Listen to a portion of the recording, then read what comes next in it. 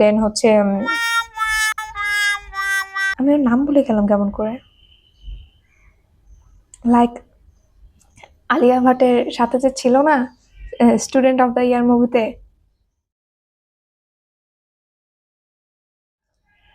আজকে আমি কথা বলবো নেপোটিজম নিয়ে।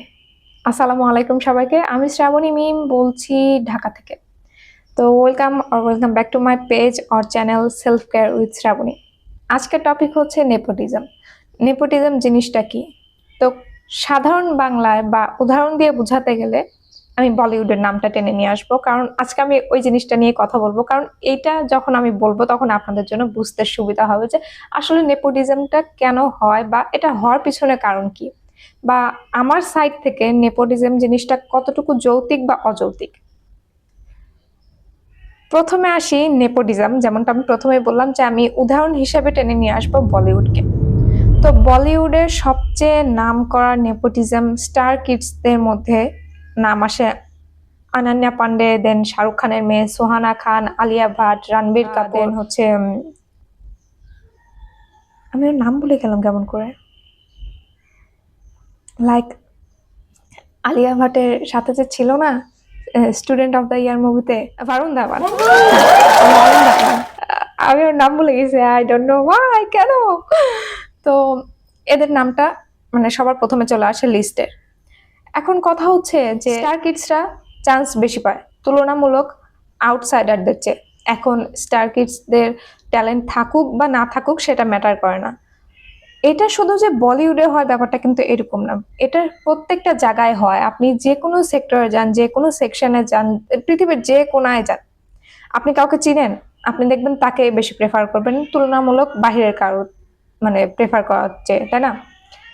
আমার বিড়াল বাহিরে মেয়াও মেয়াও করতেছে, কারণ আমি দরজাটা আটকায় নিয়ে এখন ভিডিও শুট করতেছি। পারে না, ওরা দরজা ভেঙে ভিতরে ঢুকে আসে, এরকম একটা অবস্থা। তো ওদেরকে ইগনোর করেন, আশেপাশে অনেক কাক পাখি মুরগি সব চিল্লাচ্ছে, সেগুলোর দিকে ফোকাস করেন, সেই সাথে আমার কথার দিকে। তো যেটা বলছিলাম, তো আপনি কিন্তু নিজের লোককে বেশি প্রেফার করবেন বাহিরের লোকের তুলনায়। সেম এই জিনিসটা না বলিউডের ক্ষেত্রেও হয়, মানে পৃথিবীর প্রত্যেক জায়গায় হয় যে আপনি নিজের লোককে বেশি প্রেফার করবেন, নিজের আত্মীয় স্বজনদেরকে বেশি প্রেফার করবেন স্বাভাবিকভাবে।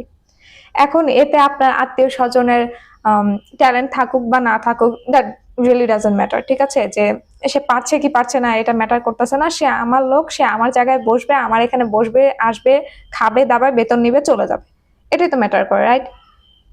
এখন সেম জিনিসটা বলিউডেও হয় যে স্টার কিডস যারা আছে তারা বেশি চান্স পায় তুলনামূলক আউটসাইডারদের চেয়ে। এখন আমি একটা সেদিনকে পডকাস্ট দেখলাম, অর লাইক আমি জানি না এটা কি দেখলাম, ঠিক মনে নাই, মানে যেটা আমি দেখেছি সেটা আমার মাথায় আছে, তো সেটা নিয়ে আমি আসলে আলোচনা করতে চাচ্ছিলাম, তো যার কারণে আজকে নেপোটিজম নিয়ে আমি কথা বলছি। তো সেখানে উনি বলছিল এরকম যে শাহরুখ খানের মেয়ে সুহানা খান যে আছে, তো হচ্ছে সে মেবিলিনের সাথে খুব সহজেই কাজ করতে পারছে। কিন্তু বলিউডে এমন আরো অনেক স্টার্স আছে যারা আউটসাইডার, বাট সুহানা খানের চেয়ে তাদের ট্যালেন্ট অনেক বেশি, কিন্তু ট্যালেন্ট হওয়া সত্ত্বেও জাস্ট সুহানা খান শাহরুখ খানের মেয়ে, এইদিকে বিবেচনা করে মেবুলিনের মতো বড় বড় ব্র্যান্ডসরা স্টার কিডসদেরকে প্রমোট করে এবং তারা চান্স পায় অনেক সহজেই। এখন আমার কথা হচ্ছে, এটা ঠিক যে শাহরুখ খানের মেয়ে সুহানা খান এই দিকে হিসাব করে তারা মানে চান্স পাচ্ছে বেশি, বড় বড় ব্র্যান্ডসদের সাথে কোলাবোরেশন করতে পারছে এবং সেই সাথে তাদের নাম অনেক তাড়াতাড়ি ছড়ায় যাচ্ছে তুলনামূলক আউটসাইডাররা যাদের ট্যালেন্ট আছে, কিন্তু ট্যালেন্ট থাকা সত্ত্বেও তারা এই ধরনের বড় বড় যে ব্র্যান্ডস গুলো আছে এগুলোর সাথে কাজ করতে তুলনামূলক তারা একটু হিমশিম খাচ্ছে বা তারা একটু পিছিয়ে থাকে, ঠিক আছে? বা তাদের এখনকার যে লাইফ বা এখনকার যে তাদের ক্যারিয়ার, এই তুলনায় মানে এই স্টার কিডসটা এতখানি স্ট্রাগল না করেও অনেক সামনে এগিয়ে আসতেছে। এখন কথা হচ্ছে, চিন্তা করেন শাহরুখ খানের মেয়ের কথা বাদ দিলাম, চিন্তা করেন হচ্ছে আপনি শাহরুখ খানের কথা। যতদূর আমার আইডিয়া আছে, যখন শাহরুখ খানের সময় ছিল তখন শাহরুখ খান নিজেও একজন আউটসাইডার ছিল। আমার আসলে এই বিষয় নিয়ে খুব বেশি ধারণা নাই বা আমি জানিও না এই বিষয় নিয়ে, মানে আমি আমার জ্ঞান থেকে এটা আসলে বলছি যে যখন শাহরুখ খানের সময় ছিল তখন শাহরুখ খান কিন্তু নিজেও একজন আউটসাইডারই ছিলেন। একজন আউটসাইডার হয়ে এসে যখন কাজ করেছেন তিনি, এবং আজকে তার এত নাম ধাম নেম ফেম সবকিছু আছে, ঠিক আছে? এখন আপনি চিন্তা করেন, আপনি সারাটা জীবন এত কষ্ট করছেন, এত কিছু করছেন, এখন আপনাকে সবাই চিনে, সবাই জানে। এখন আপনি আপনার যে এই যে নেম ফেম আছে, এটা আপনি কাকে দিয়ে যাবেন, তাই না? ধরেন আপনার সম্পত্তি আছে, অনেক অনেক অনেক সম্পত্তি আছে, আপনার সন্তানেরা আছে, সেই সাথে কিছুই নাই, আর কিছু নাই, বা আপনার আরো আত্মীয় স্বজন আছে, তারা আছে। আপনার যে এই সম্পত্তিগুলো, এগুলো আপনি কাকে দিবেন? অবশ্যই আপনার সন্তানদেরকে তো দিয়ে যাবেন। যদি আপনার সন্তানেরা না থাকে, সেই ক্ষেত্রে হয়তো আপনি আপনার আত্মীয় স্বজনদেরকে দিয়ে যাবেন, বা আপনার পরিচিতদের মধ্যে এই সম্পত্তিগুলো বিলিয়ে দিয়ে যাবেন, তাই না? এটাই কিন্তু স্বাভাবিক। এখন কথা হচ্ছে, এই যে শাহরুখ খান আউটসাইডার হয়ে এসে এত স্ট্রাগল করে, এত পরিশ্রম করে তার এই নেম ফেম সে অর্জন করছে, অর্জন করার পর তার এই জিনিসগুলো কাজে লাগাবে কে? অবশ্যই তার বাচ্চারা, তাই না? এখন তার বাচ্চাদেরই তো কাজে লাগানোর কথা, এটাই নিয়ম, বা এটাই যৌক্তিক বলে আমার দিক থেকে মনে হয়। এখন তাদেরকে মানে এখনকার সময়ে তাদের সাথে নিয়ে তুলনা করা হয় আউটসাইডারদের। যেমন ইয়ামি গুপ্তা হচ্ছে ছিল কাঙ্গনা ম্যামের, তো ওনার নামটা কিন্তু সবার আগে নেওয়া উচিত। তো কাঙ্গনা ম্যাম আছে, সে সাথে ইয়ামি গুপ্তা আছে, কৃতি সানান আছে, আরো অনেকে আছে, ঠিক আছে? তো এরা হচ্ছে এখনকার সময়ে এদের সাথে তাল মিলিয়ে চলে। এখন চিন্তা করেন, ওরা এখন স্ট্রাগল করছে, লাইক ইয়ামি গুপ্তা, কৃতি সানান, এরা এখন কাজ করছে বা স্ট্রাগল করছে, যেটাই করছে। আমি এখানে নাম নিতে চাবো আরেকজনের, সেটা হচ্ছে সুশান্ত সিং রাজপুত, আমার অনেক ফেভারিট। একটা সময় ছিল, মানে এখনো, আমি কিন্তু শাহরুখ খানকে অনেক বেশি পছন্দ করি। আমার মানে মোস্ট ফেভারিট হিরো হচ্ছে শাহরুখ খান। যখন আমি ছোট ছিলাম, তখন আমি দেখতাম যে আমার খালামণি, মামা, ওরা শাহরুখ খানের মুভি দেখতো, তো সেখান থেকে ছোটবেলা থেকে মানে শাহরুখ খানের প্রতি আমার যে অ্যাট্রাকশনটা, সেটা কাজ করে। এখন আস্তে আস্তে যখন আমি বড় হলাম, সবকিছু বুঝলাম, দেন যখন আমি সুশান্ত সিং রাজপুতকে চিনলাম, তো ওকে চেনার পরে মানে আমার তখন শাহরুখ খানের প্রতি যে ভালোবাসা ছিল, সেটা তো অবশ্যই ছিল, আছে এবং থাকবে, কিন্তু শাহরুখ খানকে টপকে মানে সুশান্ত সিং রাজপুত নাম্বার ওয়ানে চলে আসলো।